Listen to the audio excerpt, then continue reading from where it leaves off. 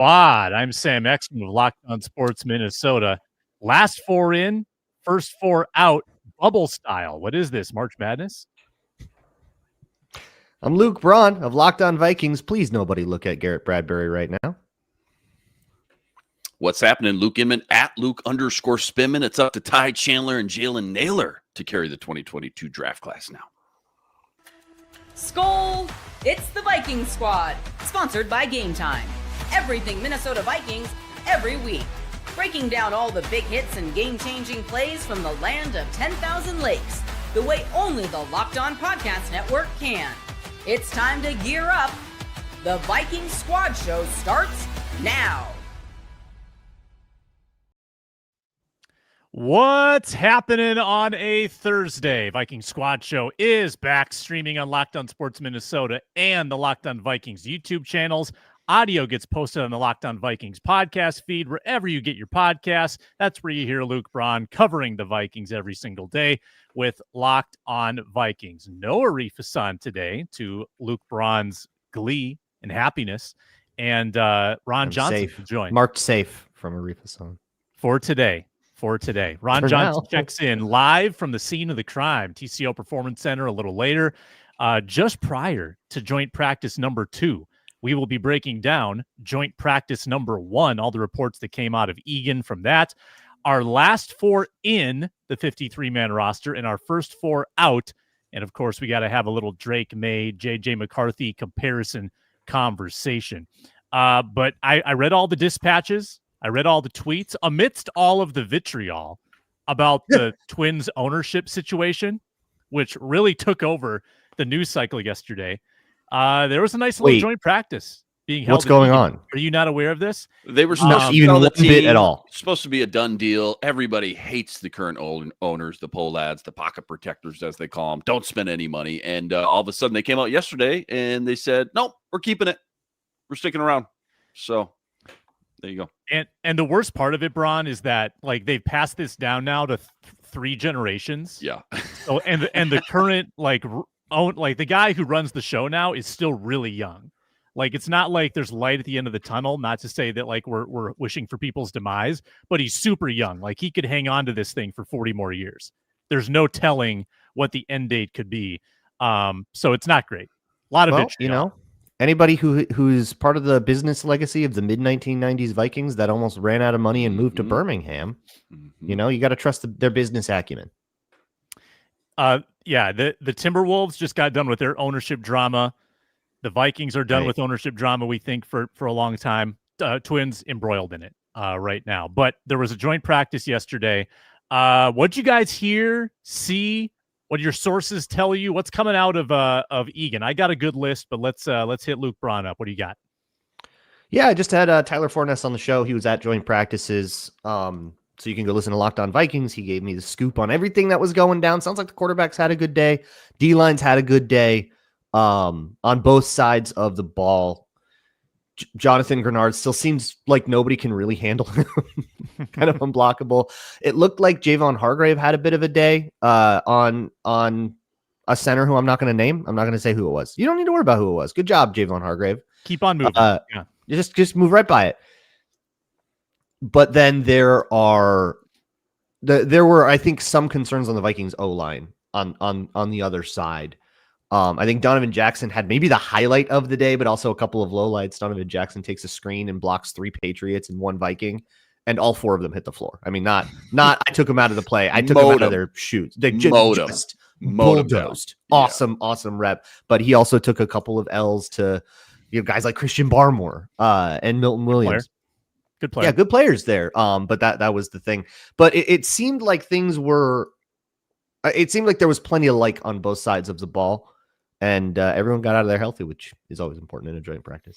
Probably low on the pecking order, but just to finally get a new look at this open punt return job too. Obviously Rondell goes down all of a sudden 3 weeks before the season starts here. It's like anybody's guess, it feels like, who's going to be back there. Could somebody like Silas Bolden make this 53 just as a return man? I don't know, but that's definitely something I'm kind of keeping in the back of my mind. It was just the first bigger sample size post Rondell injury as far as that punt return job. And then it sounds like KOC really had a huge emphasis on the run game, and not like a huge shocker or surprise, obviously. We've seen all offseason they revamp the O-line, they go get Jordan Mason, all this and that. But there's no live tackling, which makes things a little hard to evaluate. You don't have Christian Darrisaw, your starting five out there, but by and large, it seems like KOC is really committed to the bit and worked a lot of volume and reps. So just handed the ball off yesterday to Jordan Mason and Aaron Jones and Xavier Scott and Ty Chandler and the whole bit. But so no surprises, just kind of reaffirming, I think, versus a different opponent. You're in joint practices now, reaffirming, I think, what we've all known was coming, which is they don't want to put McCarthy in a position where he's dropping back 50 times every week. Just one of those things that, again, maybe not sexy or fun to sit there and watch him practice, but it does reaffirm a lot of things that we knew was coming. Do you remember how bad the screen game was in the early KOC era? Like how atrocious the screen game was? Like their screen yards per play, one of the worst in the NFL, if not the worst in the NFL early on. I think the screen game is going to have a major resurgence. And I don't know if you can take anything from a preseason game plan, but like the running backs touched the ball a lot in that game against the Texans. And then that rep you guys were talking about where Jackson just plowed through somebody and ended his life on that screen, I think to Aaron Jones, that really, like, it's hard to know how far plays actually go in a practice setting. It looked like that was a screen that could have gone to the house. That epic rep that was shot from the stands. Really, really, really cool to see. It sounds like the Vikings front seven kind of did what they needed to do, right? Like they'd been terrorizing their own quarterback. Now they terrorize somebody else's quarterback.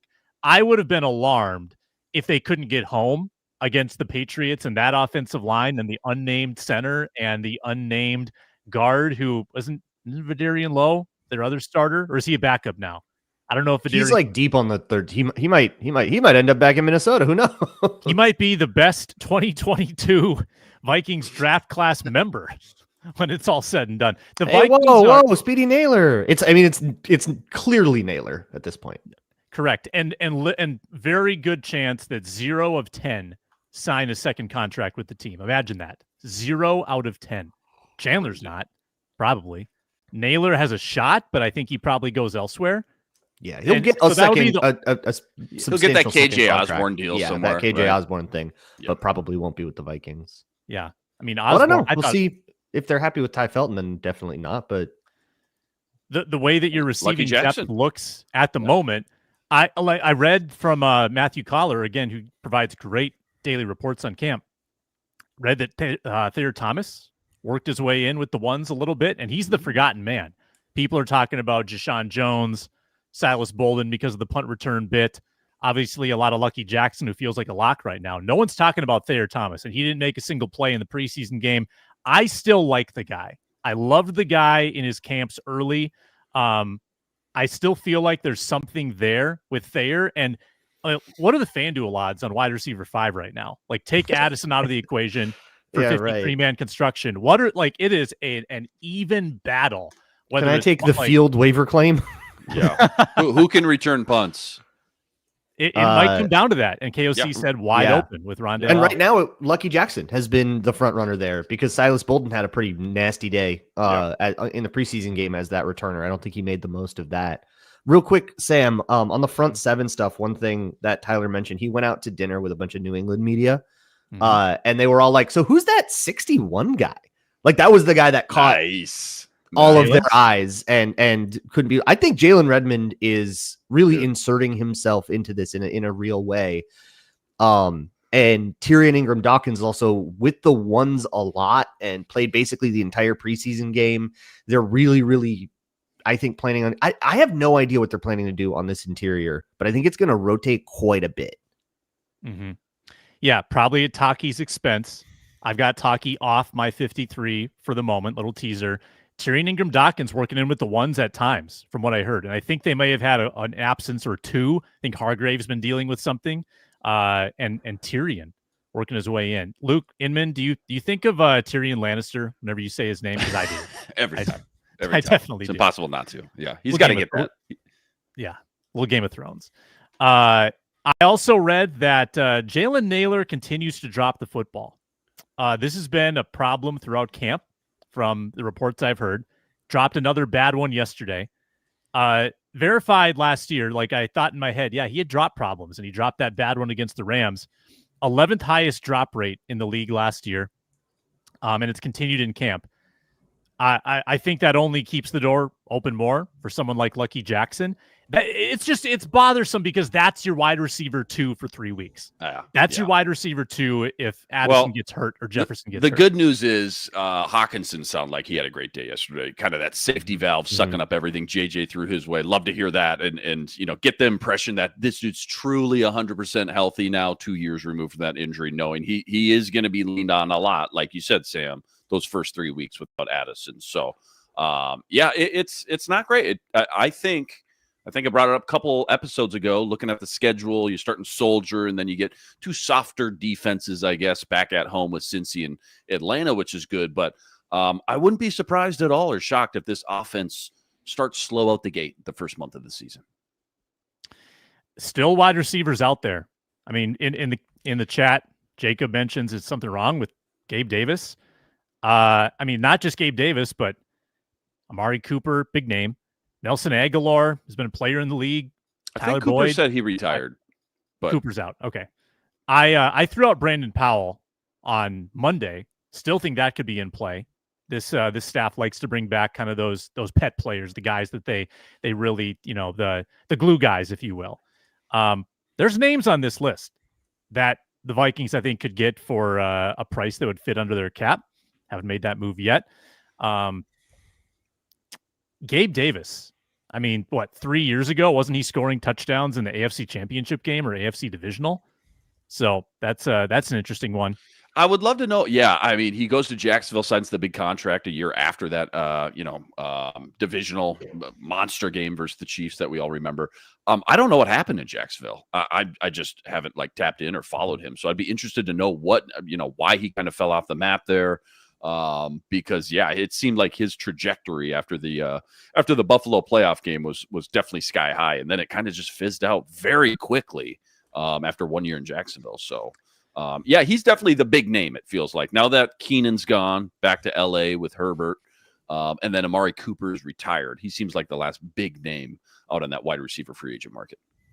Gabe Davis is 26 years old, and he's 2 years removed from a 750-yard season, 3 years removed from an 830-yard season. He produced every year in Buffalo. It was not an anomaly. So whatever went down in Jacksonville, and it didn't go well for him, injury. If you could do some on-air research, Luke's, what was the injury that Gabe Davis dealt with? Did not play after week 11. Got it.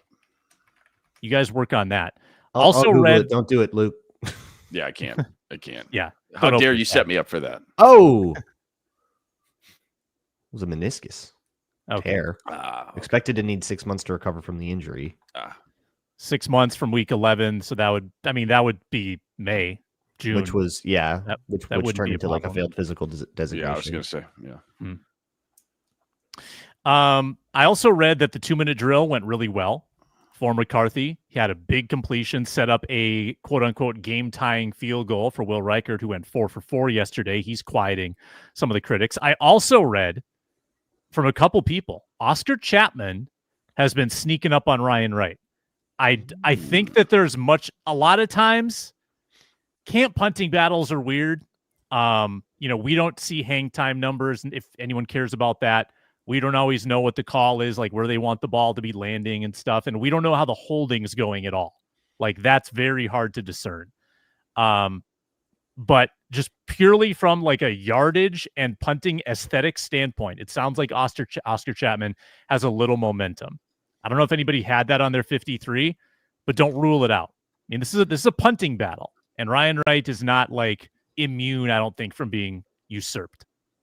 Yeah, Tyler told me he had probably the worst day of anybody on the Vikings. Probably the biggest loser of the day of the joint practices. I thought his preseason was fine. Oscar Chapman also took one, which went fine, so I don't think any movement happened there.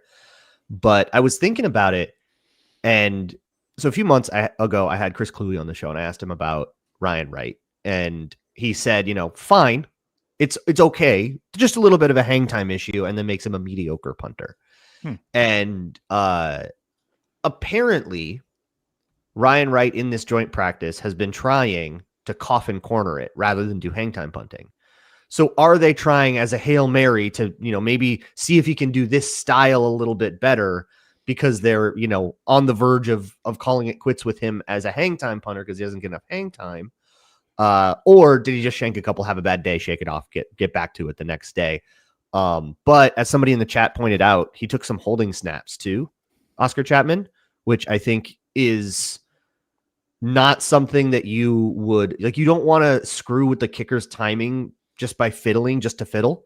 You would do that if you're genuinely considering, hey, can this guy do that job? Because we're really considering making a switch up punter. I think it is a real true battle in a way it maybe wasn't when camp started. I would need to verify though that the holding snaps weren't happening all along. Like the sessions are usually about 6 to 8 field goals with the actual like players out there. And a lot of times they'll bring in a second holder, to get some like I would be surprised if Chapman was just now getting holding reps, because if he's in camp, he's got to do the stuff that kickers do. So I feel like that's not totally brand new. That's just my gut.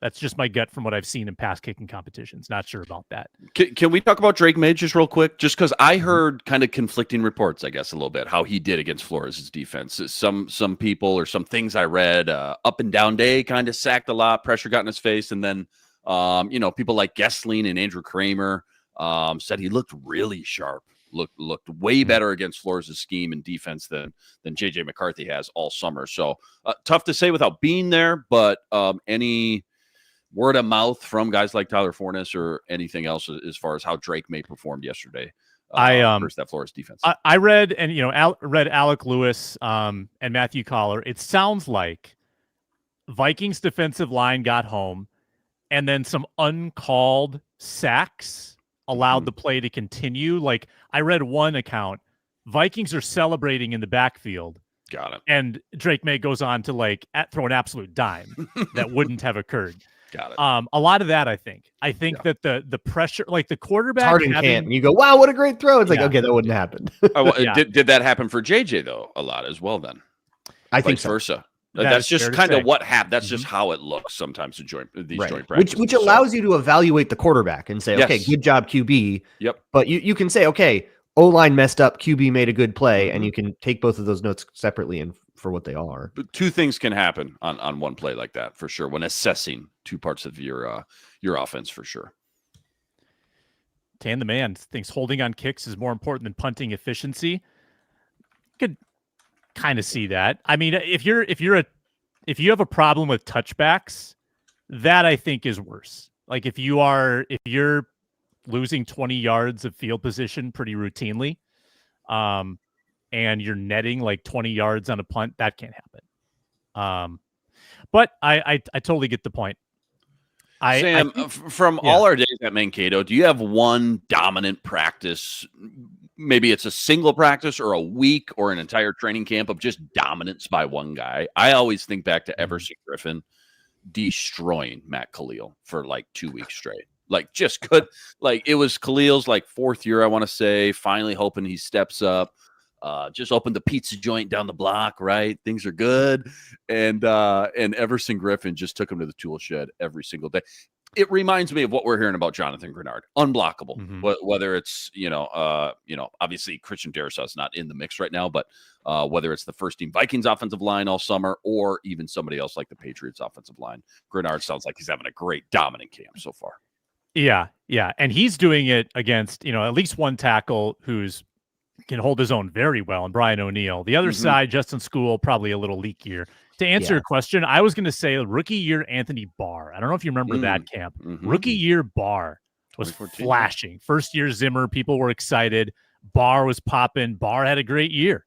And I thought camp was kind of a precursor. And Stephon, a lot of the rookies, like Stephon Diggs' first camp, unbelievable. Yeah. I mean, you knew the guy was going to be legit. Oddly, Justin Jefferson, not a great first camp. Yeah. You brought up Drake May. Inman, and we're going to get to that. Let's do a little May McCarthy comparison talk when we return other side of this on The Squad Show. We are brought to you today by Monarch Money. Yes, Monarch Money is a way to track your finances and have financial freedom. Most people don't know, what they're worth. It's hard to keep track of the properties, the investments, the 401ks that are spread over multiple companies. When you have the full picture, that helps you grow your wealth because you have the knowledge. You know how much you have. You know what you need to budget. Monarch does the heavy lifting for you. Link your accounts in minutes.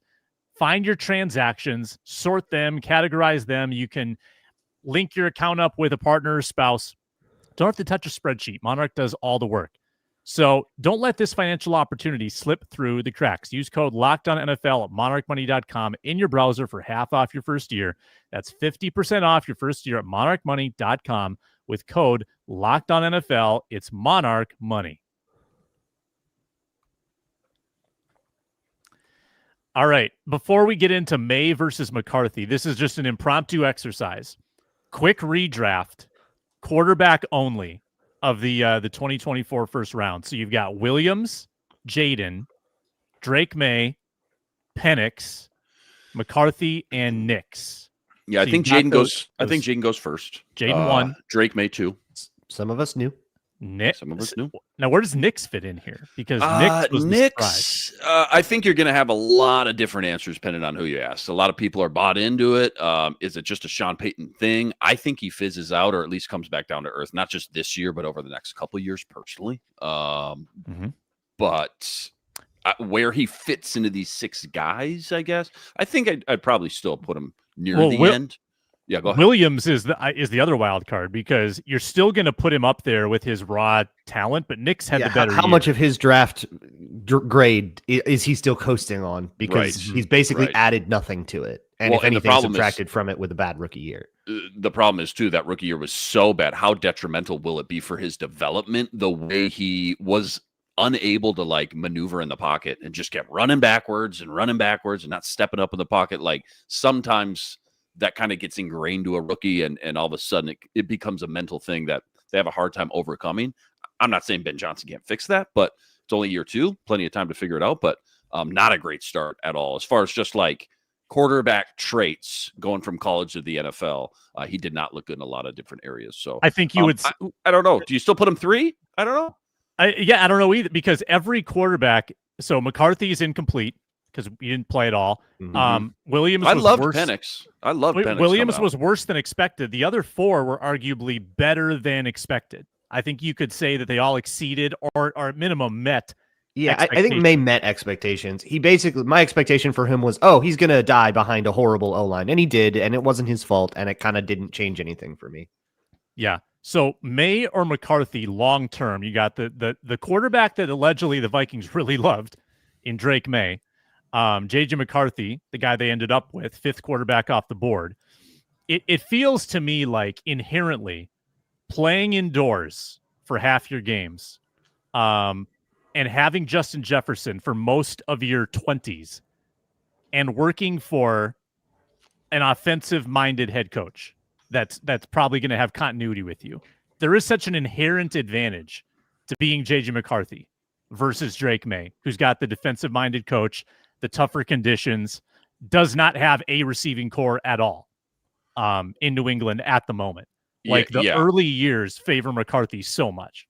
He's got the ego. He's got the best ecosystem in the entire NFL, for that matter. I think it comes down to, what is your definition of a better career? Is it stats? Is it Pro Bowls? Is it touchdowns? Is it wins? Is it losses? Is it playoff wins? Is it a Super Bowl? I'm totally with you. I think if JJ was on almost any other team outside of maybe 2, 3, or 4 offenses with. Chicago is the best destination ever for a rookie quarterback. Ever. Soldier Field, yeah. That's ever. A franchise that has never had a 4,000-yard quarterback. And Darnell Wright. Yeah. Yeah. Darnell Wright. Chase Claypool. We got a right tackle. Dude, we got one right tackle. That was the most insane narrative I think I've ever seen. That was crazy. Take over and become popular. I've never seen anything like that. That was crazy. Yeah, to your point, though, Sam, I mean, you're right. JJ's got one of the best, if not the best, ecosystem around him. The coaches, the skill players, the O-line now, the running game, the defense to help him out as well, close out games, produce turnovers, things like that. Had he not been in like this ecosystem, I would personally pretty confidently say Drake May. And again, that's not a detriment to JJ. I was just a huge May coming out, guy coming out, prototypical size, the football genes, the build, the IQ, the mobility, all that. I think he's going to have a really good career in front of him. But to your point, Sam, dude, this entire setup that JJ's got from top to bottom, it's tough to beat. And I think when you put a kid in there like that, with everything around him from top to bottom, including, yes, playing indoors, like you said, half the season as well. I just feel like, again, pending your definition of what a better career is, I feel like I got to lean JJ McCarthy right now, early on anyways, right now. Mm-hmm. Like, can the Patriots go fix that O-line pretty quickly? Can they get him like an alpha, big bodied number one wideout? Quick fix an O-line. Well, like something. Yeah. They spent a lot of money this offseason, and they had a lot of money to spend. And I'm still sitting here from the lens, that O-line for Teddy. Surely that won't take a decade.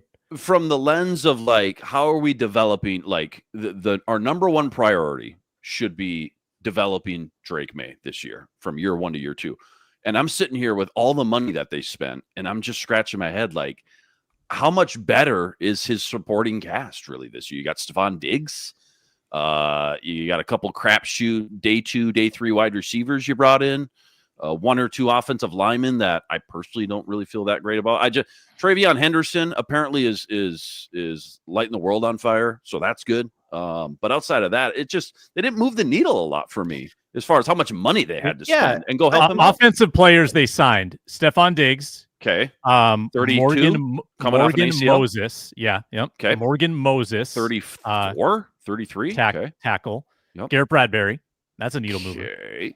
A mentor in Josh Who's Dobbs. the needle in my heart? Mac Hollins, like wide receiver 3 or 4 material. No shoes, Mac. Okay. And I don't know, Wes Schweitzer. I'm guessing he's like a swing guard. That's about it. That's including offensive line. That's it. I mean, okay, who did they draft? Okay. They got Will Campbell. Okay. They used their top 5 pick on a tackle. 4th overall pick on a tackle, which I don't really love the automatic nature of that. It actually reminds me a lot of Matt Khalil, a guy we're like just sort of ignoring is like kind of undersized and weird. But I guess I approach this a little differently, because if we're talking like redraft, right? Does supporting cast, like, put it this way, if the Patriots were like May for McCarthy, we want to make the trade, would you do that? Would you want to do that? I would. I mean, my draft take was that Drake May was QB2 and Jaden Daniels was QB1. I kind of wish I had put McCarthy over Caleb Williams. I think my instinct was to do that, but peer pressure told me not to, and I listened to peer pressure.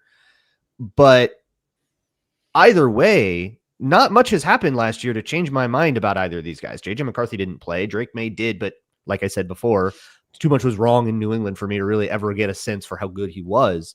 So he sort of, everything just kind of stays at status quo, and status quo is that I would rather have May than McCarthy. And I think, like, if you found out that the Patriots and Vikings traded young QBs after this joint practice, would you be happy about it or sad about it? I think I would feel like we got better.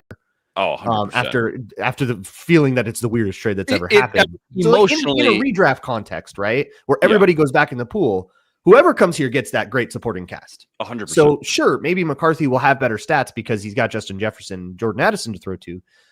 But in terms, I guess I'm thinking of it as a different question, which is, I would rather have the guy that I had QB2 versus the guy I had QB4. Let's get Ron Johnson's take on this. He's live on the scene, TCO Performance Center. He's going to give us his report, and I think he's in a little time crunch, so we want to get to Ron right now, or after this, I should say, on the Viking Squad Show.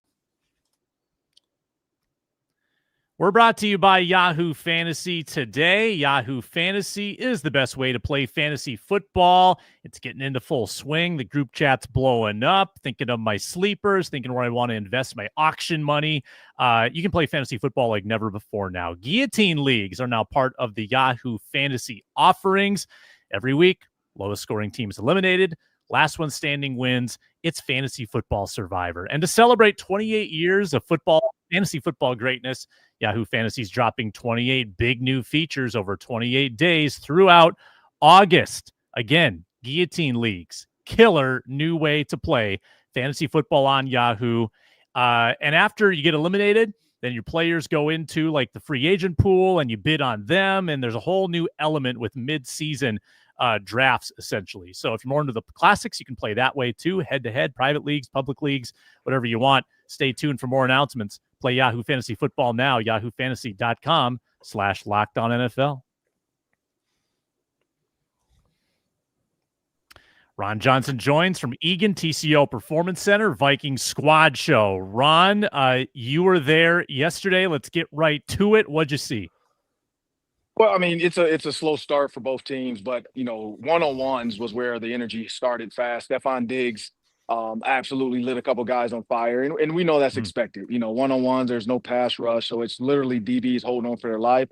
But I'm pretty sure you guys saw it on social media. Jeff Okudah looked lost trying to keep up with Stephon Diggs. But honestly, I think most DBs in the country, in the world, are going to look lost at times trying to keep up with Stephon Diggs. JJ McCarthy, a little bit indecisive at times, just looked like, the Vrabel defense, which has a little bit of Belichick, actually has a little Flores thumbprint on it too. The coverages were making him throw a little bit later than he probably should have. But again, this is the reason for this work. This is the reason why they're here, is to get this full go work that you don't get in games, that you can't get in practice with your own guys. And so today I expect him to be a little bit quicker because, after one of the periods, you could see he was visibly frustrated. Like he kind of was like, looking like, coach, let me go in again. And they had already had it scripted out. But they ended up not being able to get it done the way they thought they should get it done. And so, but I know he was like, I don't know if he was asking Kevin O'Connell to go back in, but you could see he was kind of pacing back and forth like, man, when I'm going back in, I'm gonna be ready next time. So they frustrated him early on, but I think both offenses kind of had that. I think Josh Dobbs threw a pick six, threw like another interception. One of their other quarterbacks threw an interception. So it was a defensive day on both ends. The cool thing, though, was to see Donovan Jackson in the screen game. I brought this up a long time ago before they even drafted him. I said the Ohio State games when they had screens to, I forgot was it Travion? I forgot the running back's name from Ohio State. Yep. But when he was out in the screen game, they had Donovan Jackson at over 20 miles an hour. And you saw that yesterday. Yesterday, he got a chance to get out moving, and I think he threw 2 or 3 people onto their butts. And so to see him move down the field, keep up with Aaron Jones, shows the athleticism. So I don't think we're going to see a ton of screens early on in these preseason games, but I think as the season gets going, one, you got to keep the defense honest if they're going to just try to blitz you all the time with a behind them screen. But two, you have an offensive guard who's built to move like that. And then Fries and Kelly, they stand up to what they look like. They're big, they're strong, they're a wall. And then, I got a chance to talk to Garrett Bradbury for a little bit. So nothing football related with him, more so just he was excited to be back. He was happy to be back. And then I talked to Diana Rossini, and, the one thing about Diana, she's right over here with Mike Vrabel standing right here. That's why I don't know if you guys saw the person put the cone here was to stop people from walking into my shot. But they put a cone right here to help me out. But I know that timing's coming up where cameras got to go off once the players start getting out here. But when you think about what's going on and what they're doing, Diana Rossini said, she wasn't hating on JJ McCarthy. She said that she was more so trying to like level the expectations to say, hey, he's going to struggle a little bit. It's going to take time to get going. But he is good. She didn't deny that he isn't good. She just said in college, he wasn't set up to pass. That's the same thing I've been saying. He wasn't set up to pass in college. He was set up to hand the ball off, manage the game. Now Kevin O'Connell's going to have to unlock him like he unlocked Kirk Cousins. He unlocked Josh Dobbs. And then he unlocked Sam Darnold. We all know that story. So I think JJ McCarthy over the next, 2 or 3 weeks, Kevin O'Connell's going to keep putting that thumbprint on him to make sure that he's able to get the ball out of his hands quick. Hey, Ron, give me a Ron winner from yesterday, from day one. A guy that maybe was with the first team you didn't expect to see out there, maybe somebody who made a great splashy play in your eyes, just a winner from offense or defense. Well, my guy Kobe King got the green dot, so he's the green dot now out there. Him and Eric Wilson both have it, but that's because there'll be times where Kobe he has the ability to play either linebacker. I think that's the versatility that he brought that linebackers previously didn't have. where Kobe King can rush the passer from the edge. He can rush the passer from the middle, and he can drop back and play in the coverage, and he can take on a fullback. So he has a green dot now, so he's learning the green dot calls. He's learning how to set the defense up and call it. My guess is on Saturday he'll get a lot of that time because I don't think we're going to see much of Cashman in pace. So you'll see a lot of Kobe King out there with Eric Wilson, but they both have the green dot. Only one can use it at a time. So I think they're going to have to, they have to, I forgot what he was telling me, but they have to basically tell the booth and tell the officials which guy is the actual green dot at the moment. Also for communication standpoint, if a ref needs to get communication in, then they need to make sure they know what's going on. But yeah, Kobe King as a rookie, now has a green dot on his helmet. So that was one of the winners for me. The other one was, Nudie. Nudie had a nice day, had an interception, was sticky in coverage all day. He just showed, that he's trying to really get on that field and be that third, DB. And again, if I had to pick a loser, just the Stephon Diggs highlights did not make Jeff Okudah look good in the eyes of a lot of social media people. So yeah, those there's are a my two viral, winners. pretty rough clip of Diggs and Okudah. Was it one-on-ones? Okudah, yeah. Ron? It was one-on-ones. Okudah was in press, did the thing where he doesn't move at the release. He kind of dares you to do your thing, and that's maybe the last guy in the entire world you want to do that against. Yikes. Braun, what do you got for Ron? Yeah, so I've been hearing that Jordan Addison has been this absolute force in these camps. Alec Lewis called him unguardable. I'm wondering if you saw the same thing. Yeah. Oh, and can you please tell Garrett Bradbury that I love him very much?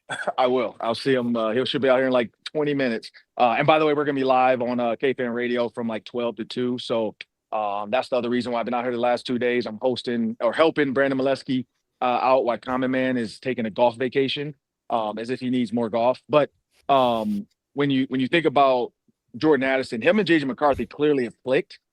Every timing pass seems to be on point. Every corner route, he's letting the ball go before Jordan Addison breaks. So that's what I talk about when, Sam and I talked about this with Justin Jefferson being out. And we talked about this a lot yesterday on the show with Justin Jefferson being out. How quick or how long is it going to take him and JJ McCarthy to get on the same page? It's going to take some time because he's learned Jordan Addison over the OTAs, mini camps, and then now this camp.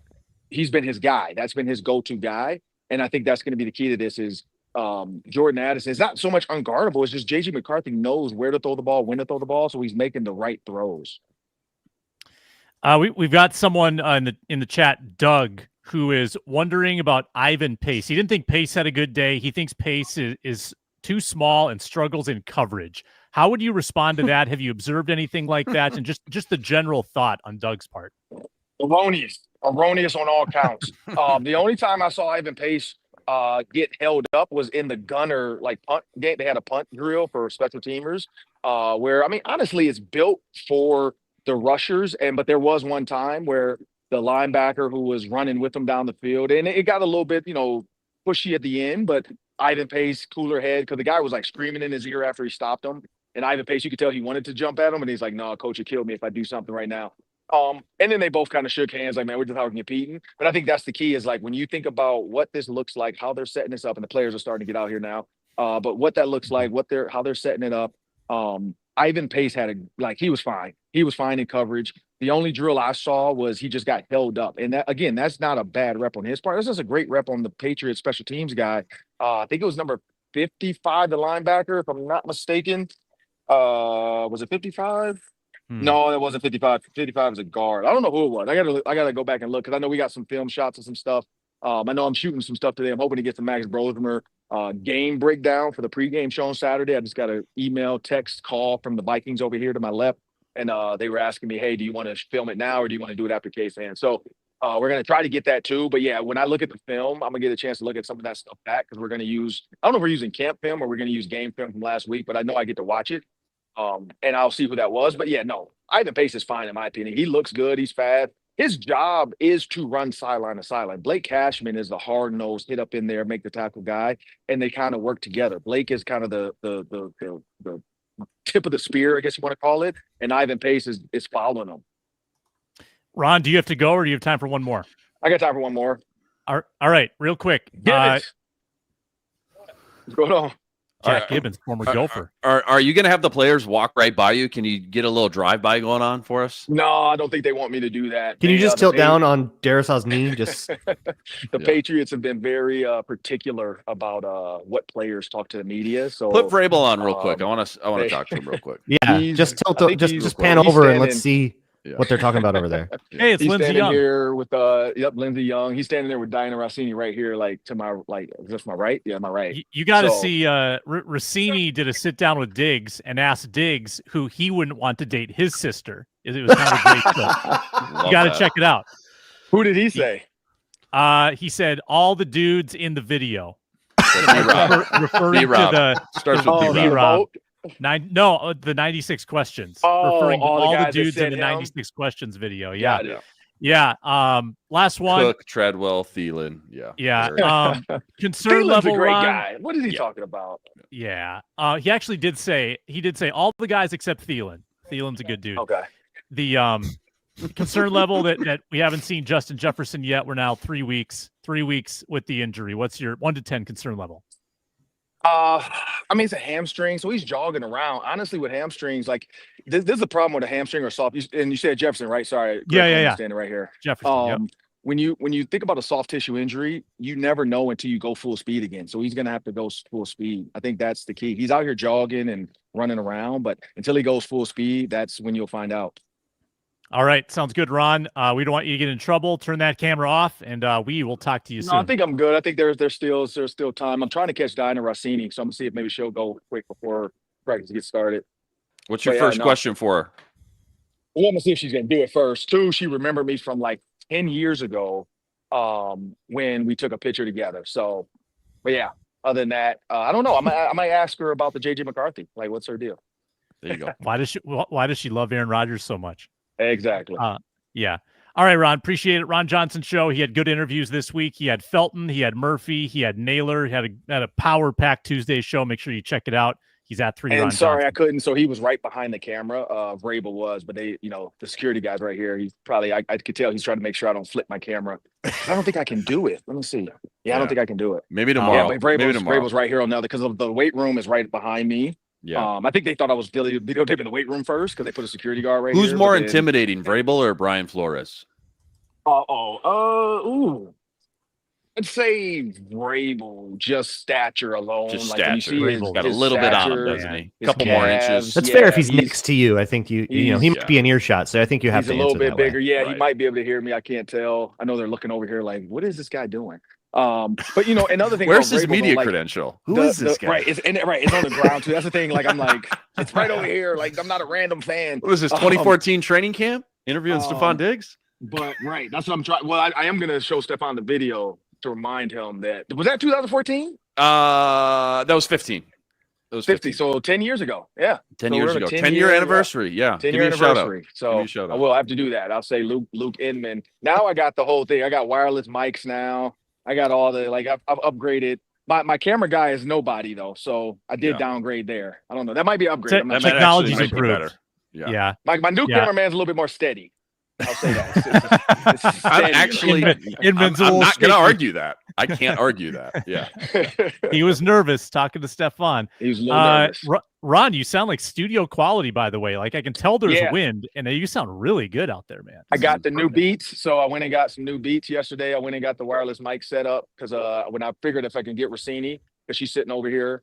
So I'm like, I can't go over there with a wired mic and all this. Yeah. Like, I got to have the real stuff. I got the lapel mics, 2 of them now, which Sam is going to help us during football season with the Gopher stuff. Now I can just give each of us a mic. I don't have to go back and forth. It can go up to like 150 feet. So I'm ready. But yeah, all the players are walking. Let me see if I can get a little bit of this. Let me see if I can. Oh, there it is. Oh, here we go. So you got the players coming in now. A couple offensive linemen. That's Dawn from Fox 9. But you got the players showing up now. You got the weight room over there. Donovan? Randall? That was 74. And then you got Bradbury coming out the weight room. I don't want to turn the camera because then I think they'll know like what I'm doing. But yeah, you got Bradbury coming out. Actually though, like the media has their cameras out now too though. So I might be good. But the players are starting to come in. Patriots guys are getting here early to do their stretches and warm-ups. I don't know why linemen come so early though, to be honest. They don't run fast. So I never understand why linemen feel like they need to get out here early to stretch. Like, where are they going to hurt?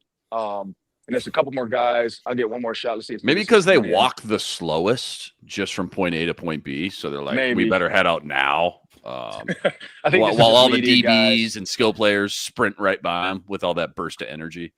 And you got a little sprinkle going. So, you know, it's coming there. And then you got Vikings. I think Vikings staff or 2 coaches walking behind me. Funny, when I walked in here earlier, everybody thought I was a coach. So that was funny. Everybody's like, I wonder if there's anyone in the stands streaming us right now, and they're like, hey, where is Ron? Where's we see him on the screen. Where's and they're like looking for you right now. One more player coming in, 45. I don't know who 45 is. Who was that? Monty Rice, linebacker out of Georgia. Not our guy. Okay. Not our guy. No. I wish I had known I could have flipped it, because Jack Gibbons, that was who I was. He walked right by it too. So I got a nice little spot though. Set up right here. Yeah. 63 is coming Good in setup for the Patriots. Good setup. A little hard for us to see. But Butler, rookie out of Arkansas State. Offensive guard. I don't know. Maybe if we need a backup guard, he gets cut. Maybe Ron, why don't you public address announce at number 45, New England. McCarthy. So, yeah. Butler. Yeah, and Vrabel is let me see if I can get this Vrabel shot. He's over here now. It's a who's who. Yeah, see, he's Patriots, over here right Vikings. So you got Vrabel under practices. the tent. So you got Vrabel under the tent right now, hanging out with his guys, getting ready. You know what? The vest to me isn't scary. Like that's what I think makes him less scary. Is the Does he have the stash still? Still got the stash? I can't tell. He's under the shadow, but you see him right there with the white sleeves and the vest. So that's his deal. But got it. All right, man. I'm gonna get out of here and try to catch Diana Rossini. All right, good stuff. Thanks, Ron. Appreciate you. See you, Ron. Later. Some Brian Flores breaking news, and last 4 in, first 4 out after a quick pause.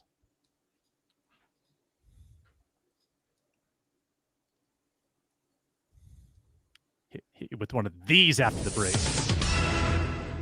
Heyo. Luke Braun, what we got?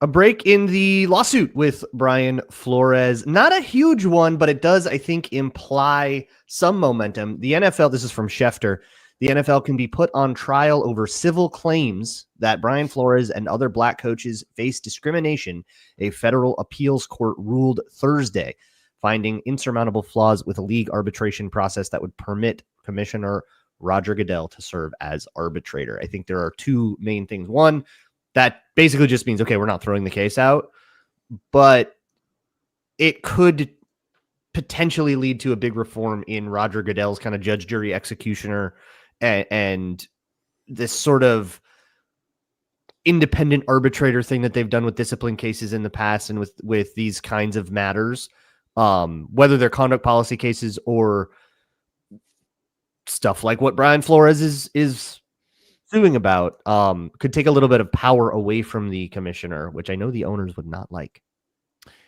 This is on the heels of the John Gruden news, where they also kind of cut down the NFL and said, no, you can't have Roger Goodell oversee an arbitration where he is the accused. You can't do that. And the courts were like, no, that's ridiculous. So this will force the NFL. This will force things to be brought to light. It will look bad for the NFL. It also probably is. I don't know if it damages. Sorry, we got a bug trying to fly in my mouth. It might damage Brian Flores' next coaching cycle again. I would say, like, if he's very visibly in the court system and discovery is happening and things are being said and accused. I don't know if this is great for Brian Flores' promotional opportunities. I don't know. I don't know what the outcome will be, but because there's going to be a lot of noise around him, I just wonder what that means for his future. Kind of curious about it. I don't have answers. I don't have good answers. I do have answers about the last 4 in, first 4 out. Think about Joe Lunardi. Think about March Madness. This is like a bubble team exercise. Who are your last 4 Vikings on the roster right now? Let's start with that. Who you got on the roster, Luke Inman? Dwight McGlothern. I was actually referring to Alec Lewis's 53-man projection he made 2 days ago. He actually has Zayamai Vaughn over McGlothern. Instead of McGlothern, I saw that. Yeah. So I'm still going McGlothern. Ron actually made me feel a lot better about that. Ron made me feel a lot better because it sounded like Dwight had a really good day yesterday, very sticky in coverage, long, lanky, good speed. Xavier Scott. You can probably guess who I have on my out once we get there. Ben Urasek, somebody's got to win this tight end 3. I could be wrong with Ben, but you throw in one of the 3 random tight ends, I feel like they're going to be right at the bottom of this 53. And then Joe Huber, probably my least confident one, but I just really liked what we saw from Joe Huber, and I don't know if they can sneak him on the practice squad. This offensive line grouping seems pretty deep, I guess, when you're talking about like second team kind of guys, potential kind of guys. So, Logan Brown, Joe Huber, all those guys in the mix. Juergens, obviously, they're going to keep. But those are my big 4 right now. Joe Huber. Ask me tomorrow. That might change. Yeah. I've got Urasek in, but again, I'm not confident that it's Urasek. I think that it could be Nesbitt. I think it could be Vanette. I've got Richter on the edge. I've got Vaughn as my 6th CB. So I've got McGlothern on as CB5. Already. On CB6. Yep. Mm-hmm. And then I'm throwing in a special teamer at the very end. And I really, this guy's had almost no momentum, but the Tim Jones factor and the disaster he had in the first preseason game, I'm going with Tavier Thomas as sort of the 53rd guy, the special teamer / safety, not cornerback, as I had previously thought he was. So those are my 4 in. Braun, who you got? I did the exact same thing with Tavier and Tim Jones. I am doing a full 53-man roster, by the way, for Locked On Vikings, which will be up tomorrow. I always do one after the first preseason game, so plug. Go check that out when it's up. And I found myself once again at like 50, 51 players going, who else I guess makes it? And that's usually, I think, when you get to that spot, when you start seeing like waiver claims. So like I have waiver claim TBD in the wide receiver room. Maybe that's Brandon Powell also. But I don't know who makes the wide receiver room at all. So I just left it off of this. I have my 4 in: Xavier Scott, same reasons Luke said, Tavier Thomas.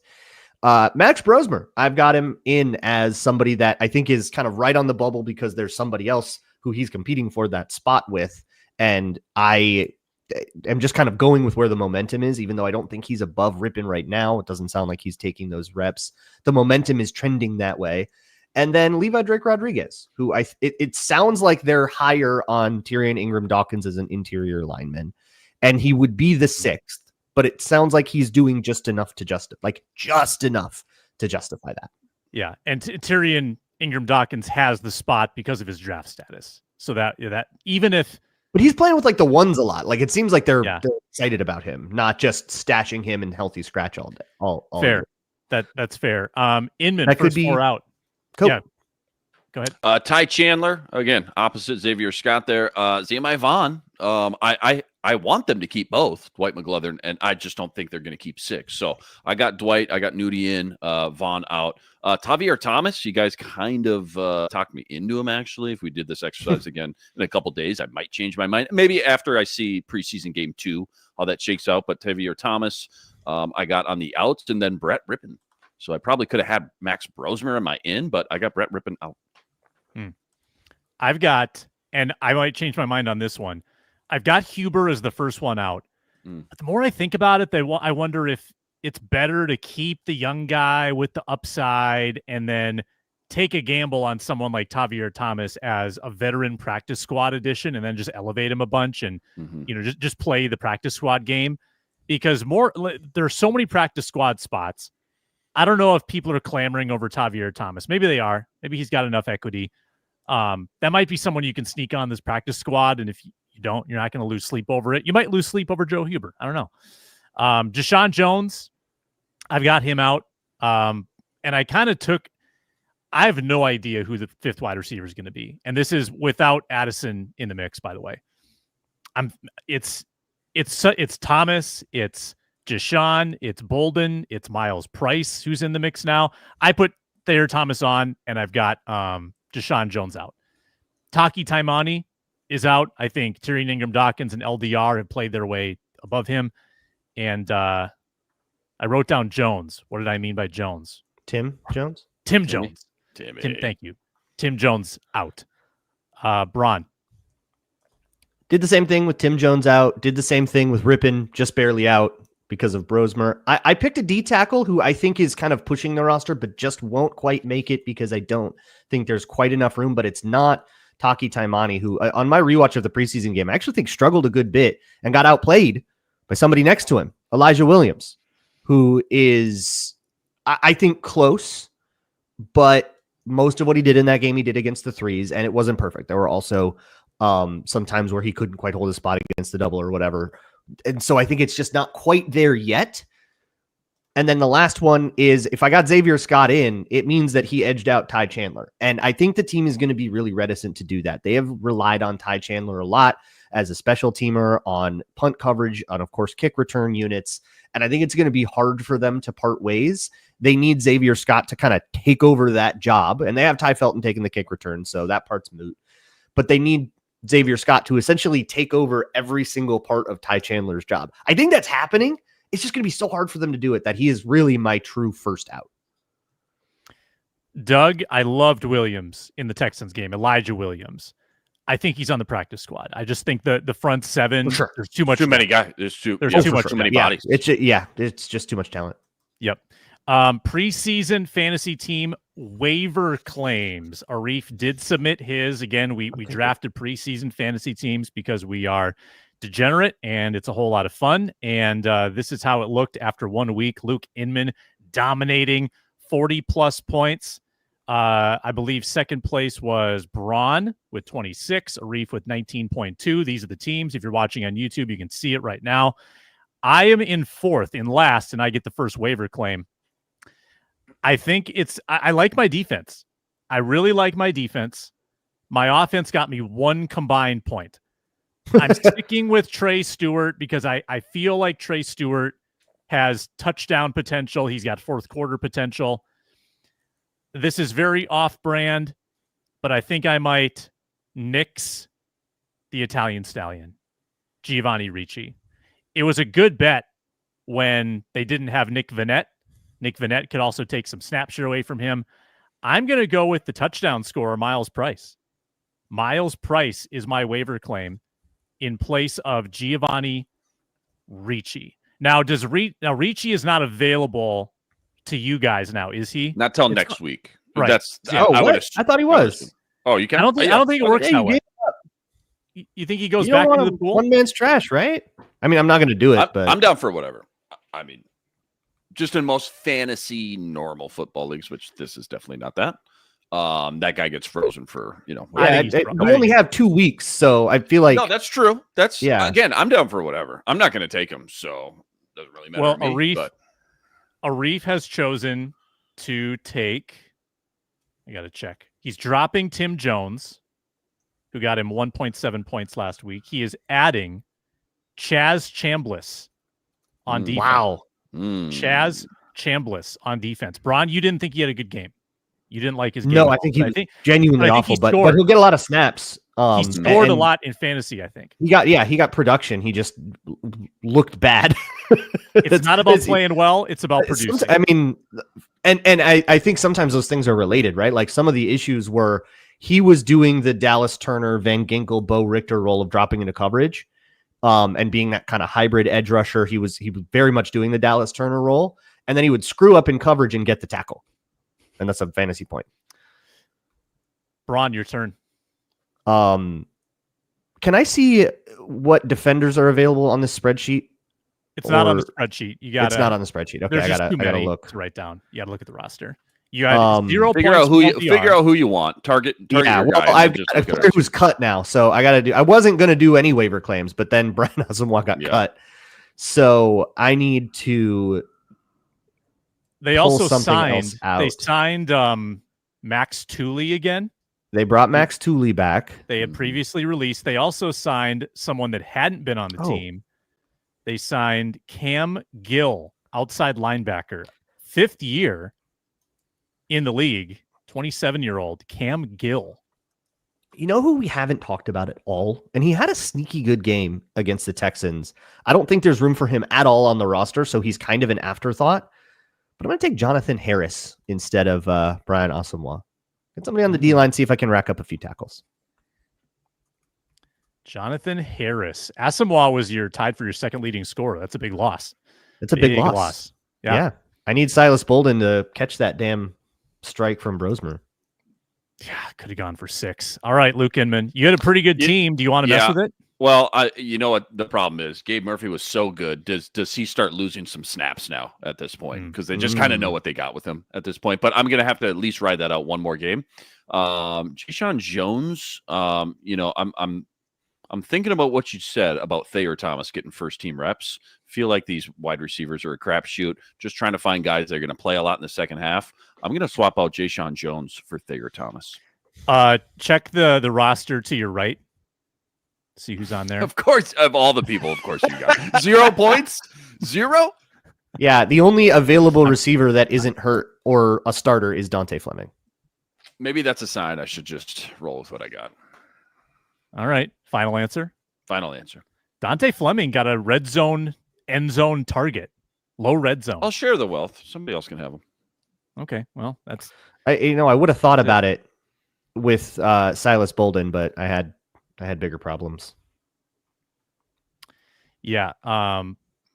Quick thoughts in closing on the departure or the waiving of Brian Asamoah. Just kind of funny timing. You know, injuries can happen. Injuries can happen. Injuries will happen. Well, why are you cutting your second team? You know, granted, maybe a third team, whatever though. Veteran linebacker back there, knowing that there's a lot of football left to be played before you get to week 1. Feels like there was some sort of mutual agreement is my guess. It seems like they're kind of trying to do him a favor. Get him in some camp, get him somewhere where he's not going to be joining right in the beginning of the season and see if he can't catch on with another team, which he did. He gets claimed by the first team on waivers. Yeah. I believe this is a trend. Correct me if I'm wrong. Cam Dantzler was cut very early, not even into training camp. They cut Dantzler super early. It was like a May or something. I believe they not his rookie year. No, like the year that he was cut, third year. I think. Gotcha. I see what you're saying. Gotcha. They made that move very early. Caleb Evans, I think, was very early. Like not again. They're making these decisions on these higher, well-regarded at one point draft picks, and they're not even bringing it to cutdown day. And I don't know if it's meant to be a sign of respect, like, hey, let's give them every opportunity because they were our guys and we drafted them and we're amicably parting, or if it's something else, you know. I think it's that the amicable part. Yeah, I think they're just trying to do right, which they have a reputation for doing, and I think that reputation is important to them. But I also just think they're trying to they're not, you know, trading cards. Like Kevin O'Connell and Kwesi and Brian Asamoah were like pals. They had the Ghana connection. Like they liked each other, you know. They're humans too, not just playing cards. And I think Kwesi's just trying to do right by his guy. That is fair enough. That's definitely the most that's the rosiest way to look at it. And so I think we all kind of might be a bad idea if it's that Ty Chandler gets cut. They're just leaning. We'll see. Nobody's gonna be shocked if he doesn't. But that'll leave just Jalen Naylor, huh? That's it. I think Xavier Scott needs to do it again at least once. And I'm just predicting that he will. But I think if the decision were made today, it would still be Ty Chandler. Not enough work to do for Xavier Scott. I'm just sort of projecting that he will succeed. Viking Squad Show will be live after Saturday's game against the Patriots. That's a noon kick. Show starts at 3. Braun, Ron, Inman, myself, breaking it all down. Preseason game number 2 on the Viking Squad Show. Thanks for listening. Thanks for watching, commenting, and subscribing. And we will talk to you on Saturday.